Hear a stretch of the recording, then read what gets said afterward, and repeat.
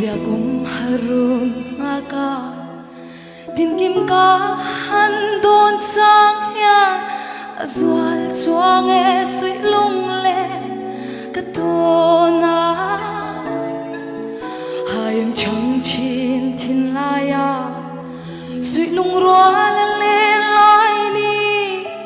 ton mang mol mai ya sang an zo ka phal lo ma se darang ton ni her si lo len gol dur ni chor thapui le si ar em mo sia thing zar be sir valeng le zo oi le te ka sui long le min chiar pui tuan mo ka sui long le min chiar pui tuan mo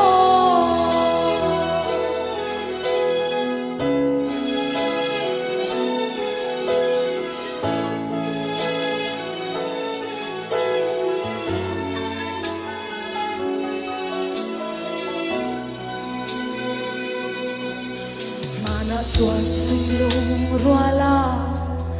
tu dang leng dang ai lo te chen lo bia thu shilin len rual zong me leng zai bora tai khwa kan var lai ni zong te kha bia le ya tham ra lin nan sul zo ta ma se darang ton ni her si lo mo len ko dur ni chor thapui le si ar em moi sia thin zar be sir valeng le zo oi le te ka sui long le min chiar pui tuan mo ka sui long le min chiar pui tuan mo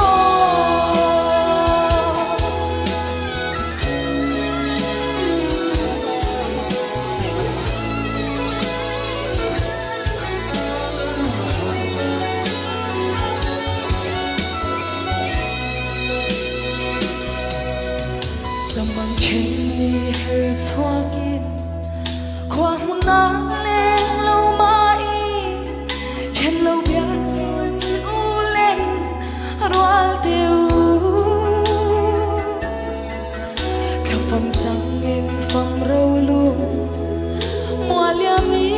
mo theng che sak ming moi xoai lo ten choi se lang o ma se darang ton ni her si lo len ko dur ni chor thapui le si ar em moi sia thing zar be sir valeng le zo oi le te ka sui long le min chiar pui tuan mo ka sui long le min chiar pui tuan mo